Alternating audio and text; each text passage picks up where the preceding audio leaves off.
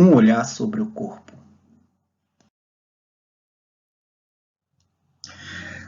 Nosso corpo é formado por milhões de células. Essas, por sua vez, são constituídas por substâncias químicas também encontradas em outros elementos da natureza, em plantas, em animais, em rochas, no mar, na chuva e no vento. O corpo constitui a nossa porção visível, por meio da qual os outros nos percebem, conhecem e reconhecem. É fundamental para nos mantermos vivos, em contato com o mundo e com os outros. Trata-se ainda de um instrumento para percebermos a nós mesmos por meio do uso dos sentidos.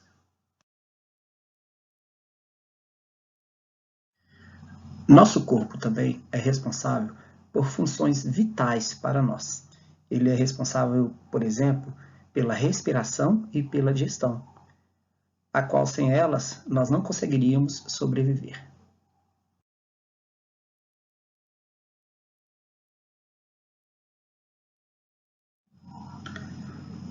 Além disso, ele se encarrega de funções expressivas e comunicativas, revelando aos outros o que se passa nessa porção invisível nossa, lá onde nascem os pensamentos e os sentimentos. Ele faz isso por meio de recursos como a voz, os gestos, o silêncio, o sorriso, o choro, a postura, todos essas atitudes que a gente toma no nosso dia a dia, com nossas expressões corporais, elas acabam revelando aquilo que se passa dentro de nós. Mas tem pessoas que não conseguem expor bem os seus sentimentos. Elas reclamam que elas não conseguem colocar para fora aquilo que está dentro do seu interior.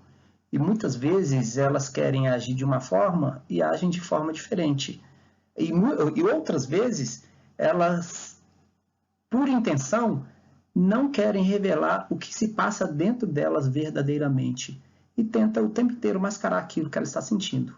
Mas mesmo essas pessoas que acham que não têm facilidade de expor o que está sentindo, em algum momento as suas expressões corporais vão acabar entregando aquilo que ela está sentindo ou pensando. Por tudo isso que a gente tem estudado, não é à toa que a filosofia também se preocupa com essa questão do corpo. A partir de agora, nós vamos ver ideias de um filósofo que ele se preocupou muito com essa questão do corpo e com relação ao que o corpo fala para as pessoas que estão ao nosso redor. Vamos ver de quem a gente está falando?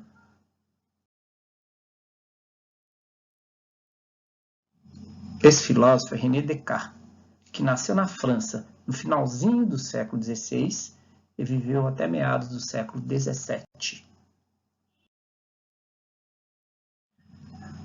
Descartes concluiu que somos formados por duas substâncias distintas, mas que se relacionam entre si. A primeira é a consciência, ou alma, responsável pelos nossos pensamentos e sentimentos. Ele dá o nome dessa primeira substância de res cogita, que significa coisa pensante. Agora, a segunda seria a matéria, o corpo, responsável pelas sensações.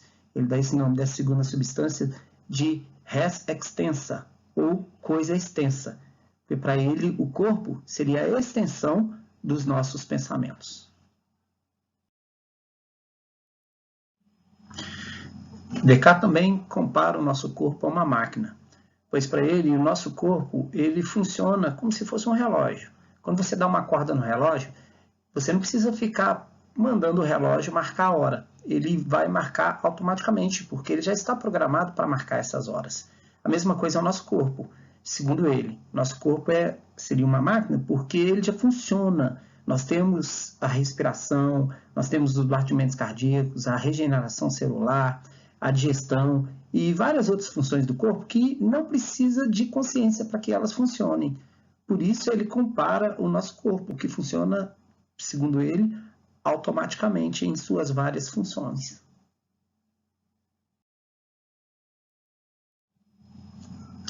Descartes viveu num período em que houve grande crescimento das tecnologias. Foi um período que antecedeu a Revolução Industrial. Daí a gente entende o motivo pelo qual ele escolheu esse exemplo de máquina com relação ao corpo. Só que nem todas as pessoas concordam com essa ideia dele. Na atualidade, muitos discordam dessa comparação. A razão é que afirmam que o corpo tem sensações e que ele se relaciona muito diretamente com nossas emoções e nossos pensamentos, aspectos que não existem nas máquinas. Por outro lado, critica-se o fato de que, além de ser compreendido como máquina, o corpo das pessoas também passou a ser tratado e explorado dessa forma. Por exemplo, em sociedades voltadas para o lucro a qualquer custo, o corpo se desgasta pela pressão para produzir e consumir sempre mais. Além disso, espera-se que ele seja cada vez mais belo e perfeito. Por esse motivo, muitas pessoas exageram nos exercícios físicos, nas dietas para emagrecer, em cosméticos e tratamentos a fim de evitar o envelhecimento natural e até mesmo em cirurgias para adequar seus corpos aos padrões impostos pela mídia.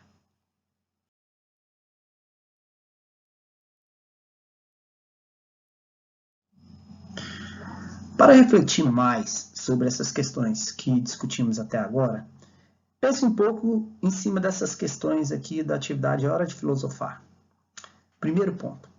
Você concorda em comparar o corpo a uma máquina ou prefere representá-lo de outra forma? Por quê? Pense um pouquinho sobre isso. Não é para responder escrito, é para você pensar e responder na sua cabeça por quê. Você acredita que atualmente o corpo humano é tratado como uma máquina? Por quê? Terceira pergunta.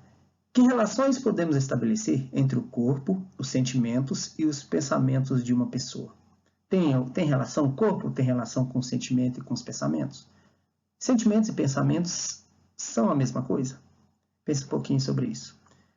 Que relação podemos fazer entre o corpo e a liberdade dos seres humanos? Como a gente pode relacionar liberdade e corpo? Reflita um pouco aí sobre essa questão também. Em que época você considera que as pessoas tiveram mais liberdade em relação aos seus corpos? No passado ou atualmente? Por quê? Lembrando que quando eu falo no passado, não necessariamente é um passado recente. Nós podemos estar falando de um passado antigo, por exemplo, na pré-história, ou na antiguidade, ou agora. Ou agora eu estou falando no presente mesmo. Então, antigamente, no passado ou agora, que as pessoas têm mais liberdade com o corpo? Pense um pouquinho. Próxima. Como você espera que o corpo humano seja tratado no futuro? Olhando hoje, na sua perspectiva aí de como as pessoas têm se tratado o corpo delas, você acha que esse tratamento tem sido bom? Como é que você espera que no futuro o corpo humano seja tratado? Com mais respeito, com mais cuidado, ou do jeito que está bom? Pense aí. Somente os seres vivos têm corpos? O que você acha? Somente seres vivos têm corpos? Próxima. Você é seu corpo? Você é seu corpo? Ou você é mais do que seu corpo? Um dia, se o seu corpo acabar, o que sobra de você? Pense aí um pouco. O que é corpo? E essa pergunta aí, última, o que é corpo, você tem que responder ela por escrito aí no livro de vocês didático, na página 7, que é a resposta da pergunta número 2, da questão número 2, tá bom? Então era isso que a gente tinha para hoje. Um abraço a todos, fiquem com Deus.